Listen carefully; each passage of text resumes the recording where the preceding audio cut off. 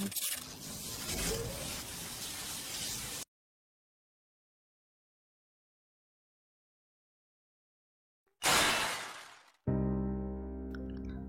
datang kembali di channel saya.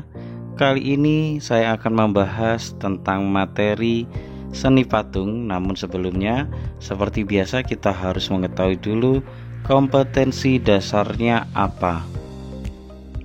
Yang pertama, diharapkan kalian dapat memahami prosedur atau tata cara berkarya seni patung.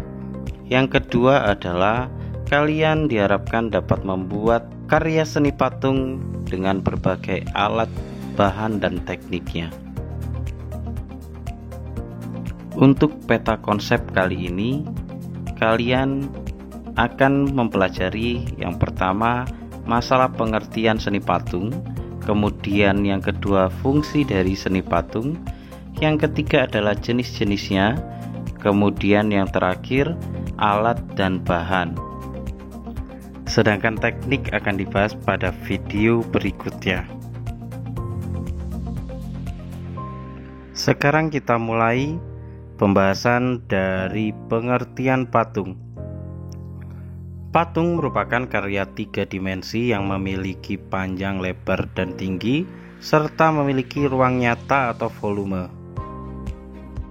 Lalu terdapat beberapa jenis patung yang dibagi berdasarkan fungsinya. Mari kita mulai dari fungsi yang pertama. Fungsi yang pertama ialah patung sebagai sarana religi atau beribadah, dan bagi beberapa umat beragama, patung ini sangat penting sekali fungsinya. Kemudian yang kedua adalah patung sebagai fungsi monumen. Dapat diartikan fungsi patung ini untuk memperingati atau mengenang peristiwa dan kejadian yang bersejarah atau jasa seorang pahlawan di masa lampau. Banyak contoh patung seperti ini yang didirikan di kota-kota besar. Fungsi yang ketiga adalah fungsi patung arsitektur.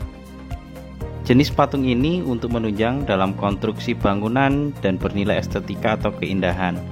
Dapat dilihat di banyak negara di dataran Eropa atau belahan dunia lainnya. Kemudian yang keempat adalah patung dekorasi. Patung jenis ini berfungsi untuk menghiasi bangunan atau lingkungan taman, baik taman rumah, taman bermain, ataupun tempat-tempat yang lain. Dapat kita lihat seperti contoh berikut ini.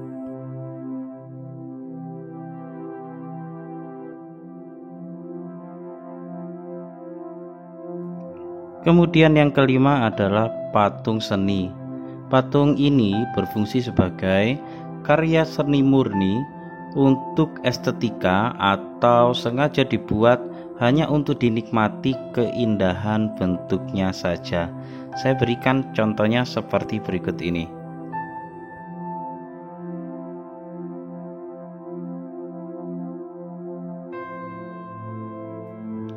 Fungsi yang keenam atau yang terakhir adalah patung kerajinan.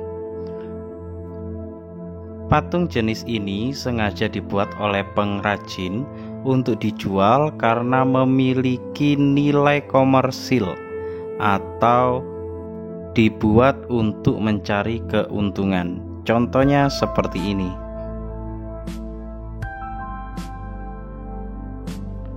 Kemudian kita masuk pada jenis patung yang didasarkan pada perwujudannya.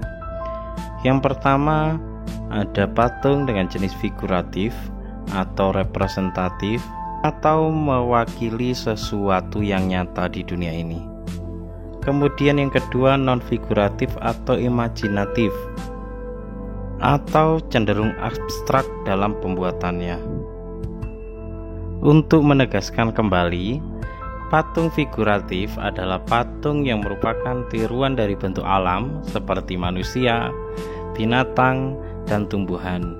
Patung ini nyata dalam perwujudannya.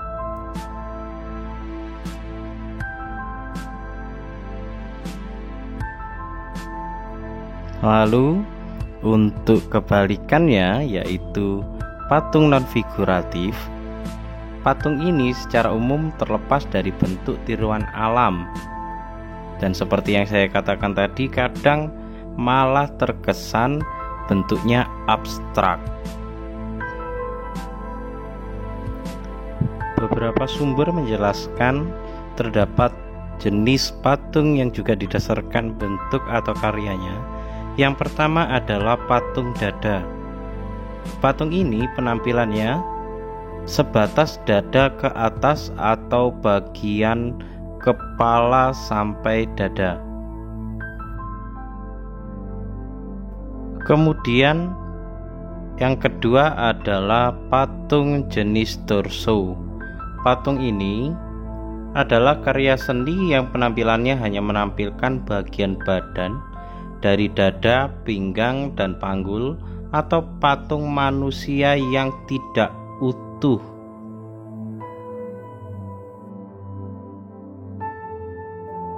Lalu yang ketiga yang disebut patung lengkap, atau biasanya orang menyebutnya patung freestanding, terdiri dari keseluruhan anggota badan mulai dari kepala sampai pada ujung kaki.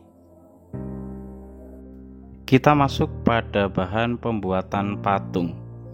Pembuatan patung, bahannya dibagi atau dibedakan menjadi beberapa bahan.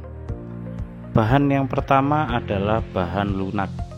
Bahan lunak adalah bahan atau material yang empuk dan mudah untuk dibentuk. Contohnya tanah liat, lilin, sabun, plastisin, dan bahan yang lainnya. Kemudian yang kedua adalah bahan sedang. Bahan ini memiliki arti bahwa dia tidak lunak ataupun tidak keras. Contohnya seperti kayu waru, kayu sengon, kayu randu, mahoni, dan yang lainnya. Kemudian untuk bahan yang ketiga adalah bahan keras. Bahan keras dapat berupa kayu atau batu. Contoh atau misal kayu jati, kayu sono, batu kali, marmer, dan yang lainnya. Kemudian yang keempat adalah bahan cor, yaitu bahan yang dapat dituang ke dalam cetakan, misalnya semen, gips, logam timah, perak, emas, dan bahan yang lainnya yang mungkin dicampur dengan bahan kimia.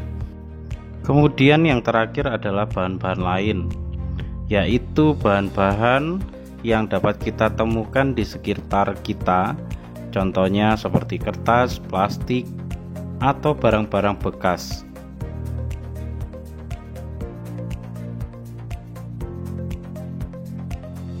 Lalu kita masuk pada alat-alat yang digunakan dalam membuat patung. Yang pertama adalah butsir. Butsir adalah alat bantu untuk membuat patung yang terbuat dari kayu dan kawat. Digunakan untuk mencongkel atau mengurangi dari bahan-bahan lunak. Lalu alat yang kedua adalah meja putar. Meja ini biasanya berbentuk bulat yang bisa berputar. Fungsinya untuk memudahkan dalam mengontrol bentuk dari berbagai arah. Biasanya meja putar ini digunakan untuk bahan-bahan tertentu, misalnya tanah liat.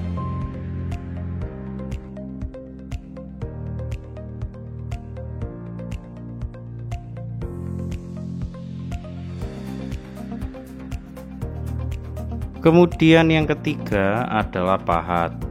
Pahat biasa digunakan untuk memahat atau mengurangi atau membentuk bahan batu ataupun kayu, bahkan bahan keras yang lainnya. Dapat kalian lihat contohnya seperti gambar pada layar.